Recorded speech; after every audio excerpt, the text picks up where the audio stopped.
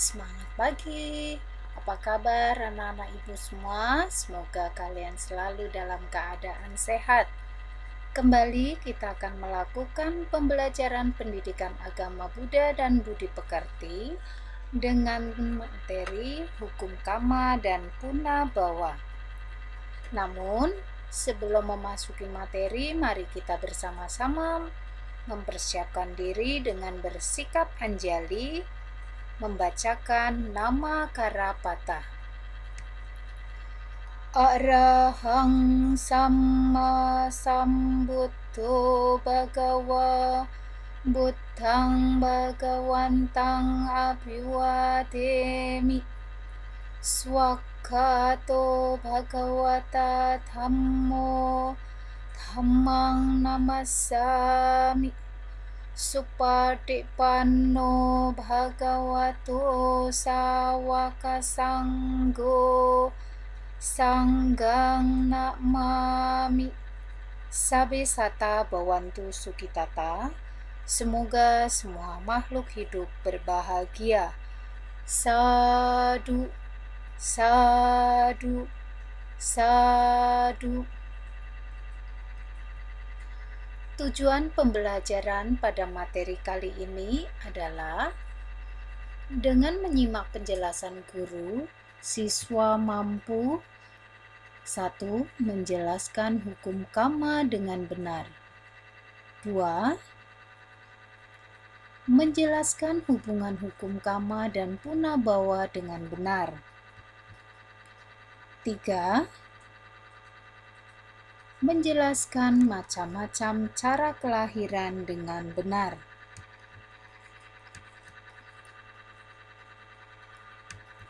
Pengertian hukum kama. Kama berasal dari bahasa Pali.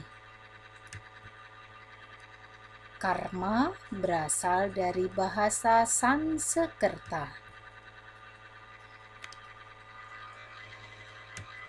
Kama atau karma artinya perbuatan yang disertai niat atau kehendak. Jadi, perbuatan yang dilakukan dengan disertai niat, didahului dengan niat atau kehendak, maka perbuatan itu akan menimbulkan akibat. Dengan demikian, perbuatan tersebut dinamakan kama. Jenis kama. Yang pertama adalah kusala kama, artinya perbuatan baik. Kemudian akusala kama, artinya perbuatan buruk. Saluran kama. Kama dapat dilakukan melalui mano atau pikiran, waci atau ucapan, dan kaya badan jasmani. Perbuatan yang dilakukan melalui pikiran antara lain kusala manokama, artinya perbuatan baik yang dilakukan melalui pikiran. Contohnya metta, artinya cinta kasih. Karuna, welas asih atau belas kasih. Mudita artinya simpati. UPK artinya keseimbangan batin. Keempat hal ini dikatakan sebagai akar dari perbuatan baik, karena semua perbuatan baik melalui ucapan maupun badan jasmani akan diawali melalui pikiran. Selanjutnya, akusala manokama, artinya perbuatan jahat yang dilakukan melalui pikiran. Contohnya loba, yang artinya serakah, dosa artinya kebencian, moha artinya kebodohan batin, dan irsya artinya iri hati. Dan keempat hal ini dikatakan sebagai akar atau penyebab munculnya ucapan yang tidak baik maupun perbuatan melalui badan jasmani yang tidak baik. Perbuatan yang dilakukan melalui ucapan adalah kusala wacikama, artinya perbuatan baik melalui ucapan. Contohnya bersikap jujur, lemah lembut, sopan. Kemudian akusala wacikama, artinya perbuatan buruk melalui ucapan. Contohnya berbohong, bicara kasar, omong kosong, memfitnah, dan lain sebagainya. Selanjutnya, perbuatan yang dilakukan melalui badan jasmani terdiri dari kusala kaya kama, artinya perbuatan baik melalui badan jasmani. Contohnya berdana, menolong orang yang sedang kesusahan. Kedua, membebaskan makhluk hidup. Contohnya, misalnya ada semut yang terapung di bak mandi, kita ambil dan bebaskan. Ada kecoa terbalik, kita bantu untuk berjalan, dan lain sebagainya. Akusala kaya kama, artinya perbuatan buruk melalui badan jasmani. Contohnya membunuh, baik makhluk yang kecil maupun makhluk yang besar. Mencuri atau mengambil barang yang tidak diberikan. Berbuat asusila, itu merupakan contoh perbuatan buruk melalui badan jasmani. Bunyi hukum kama dijelaskan dalam Samudaka Sutta Samyutta Nikaya yang berbunyi sebagai berikut.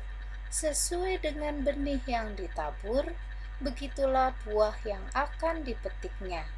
Pembuat kebajikan akan mendapatkan kebaikan. Pembuat kejahatan akan memetik kejahatan pula. Taburkanlah biji-biji benih dan engkau pula yang akan merasakan buah daripadanya. Artinya, siapapun yang melakukan kebaikan, maka akan memperoleh kebahagiaan. Dan siapapun yang melakukan kejahatan, akan mendapatkan penderitaan. Dalam hal ini, perbuatan yang kita lakukan akibatnya tidak bisa diwakilkan kepada orang lain. Ada 4 jenis kama. Yang pertama, dari gelap pergi ke gelap. Artinya, jika seseorang terlahir dalam keadaan yang kekurangan, kemudian ia melakukan hal-hal yang tidak baik. Dia terlahir dengan kondisi yang kurang beruntung, namun dalam hidupnya melakukan hal-hal yang tidak baik. Maka setelah kematiannya akan terlahir di alam yang menderita. Selanjutnya, jenis kama yang berikutnya adalah dari gelap pergi ke terang. Maksudnya, seseorang yang terlahir dalam keadaan yang sederhana, yang biasa saja, namun dalam kehidupannya dia selalu melakukan hal-hal yang bajik, rajin berdana, rajin menolong, rajin melakukan perbuatan baik lainnya, maka Ketika kematian tiba, dia akan terlahir di alam yang lebih baik, bisa terlahir di alam surga atau terlahir kembali di alam manusia dengan kondisi yang lebih baik dibandingkan saat ini. Selanjutnya, jenis kama yang ketiga adalah dari terang pergi ke gelap. Artinya, seseorang yang terlahir dengan keadaan sosial yang sangat bagus. Namun, dalam hidupnya, ia melakukan hal-hal yang tidak baik, melanggar sila. Maka, setelah kehidupannya habis, maka dia akan menuju ke alam yang menyedihkan. Seseorang yang suka membunuh, maka pada kehidupan yang akan datang bisa terlahir sebagai seseorang yang memiliki usia yang pendek, atau terlahir lagi di alam manusia dengan sering mengalami sakit. Selanjutnya, jenis kama yang keempat adalah dari terang pergi ke terang. Artinya, pada saat ini terlahir dalam kondisi yang bahagia, hidup harmonis, berkumpul dengan orang-orang yang disayangi, dan dalam kehidupan ini juga selalu melakukan hal-hal yang baik. Contohnya sebagai anak yang berbakti. Maka setelah kematian tiba, pada kehidupan yang akan datang akan terlahir dalam kondisi yang lebih baik dari saat ini. Hidup semua makhluk ditentukan oleh perbuatannya sendiri. Dalam Parita Brahma Wihara dijelaskan sebagai berikut.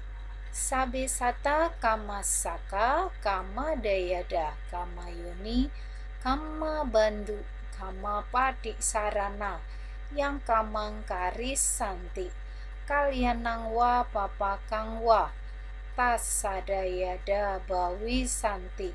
Artinya, semoga semua makhluk pemilik perbuatan mereka sendiri, terwarisi oleh perbuatan mereka sendiri, lahir dari perbuatan mereka sendiri, berkerabat dengan perbuatan mereka sendiri, tergantung pada perbuatan mereka sendiri. Perbuatan apapun yang akan mereka lakukan, baik ataupun buruk, perbuatan itulah yang akan mereka warisi. Jadi dalam hal ini tidak ada yang namanya dosa warisan atau perbuatan jahat yang dilakukan orang tua akibatnya tidak akan diwariskan ke anaknya. Namun perbuatan itu akan diwarisi oleh pelakunya sendiri. Selanjutnya kita memasuki punabawa, yaitu kelahiran kembali. Kelahiran kembali terjadi di 31 alam kehidupan, yaitu alam manusia, alam peta atau alam setan, alam neraka, alam binatang, alam raksasa, dan alam surga. Jadi, surga di dalam agama Buddha ada 26 tingkat. Selanjutnya, kelahiran kembali ditentukan oleh perbuatan sendiri pada kehidupan sebelumnya. Semua perbedaan yang terjadi pada setiap manusia, pada setiap makhluk adalah akibat dari perbuatan pada kehidupan sebelumnya atau akibat perbuatan pada kehidupan saat ini. 4 cara punabawa. Pertama adalah Jala Bojayoni, artinya kelahiran melalui kandungan. Dalam dunia ini kita bisa melihat banyak sekali makhluk-makhluk yang mengalami kelahiran melalui kandungan. Artinya, sebelum terlahir, makhluk tersebut berada di dalam rahim seorang ibu. Contohnya antara lain manusia.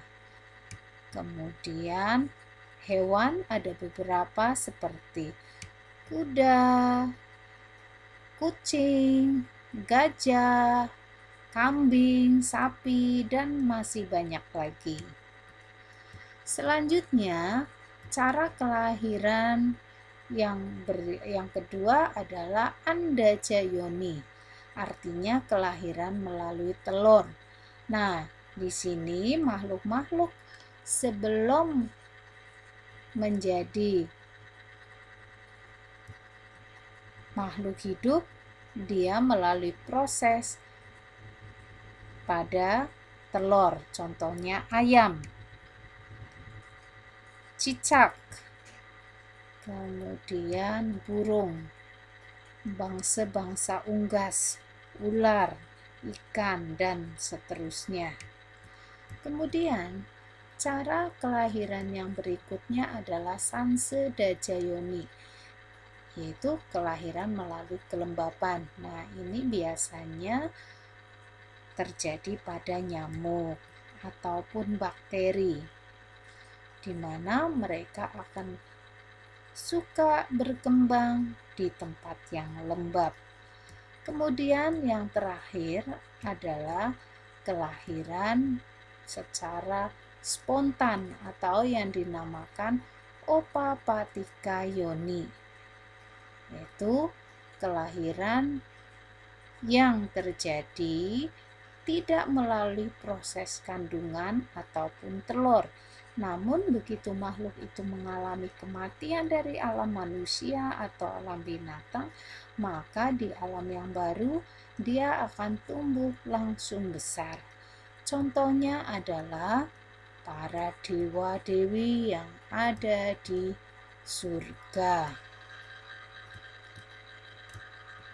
Demikian materi pada kali ini. Terima kasih atas perhatiannya. Semoga dapat memberikan manfaat. Akhir kata, sabe sata bawantu sukitata. Semoga semua makhluk hidup berbahagia. Sadu, sadu, sadu.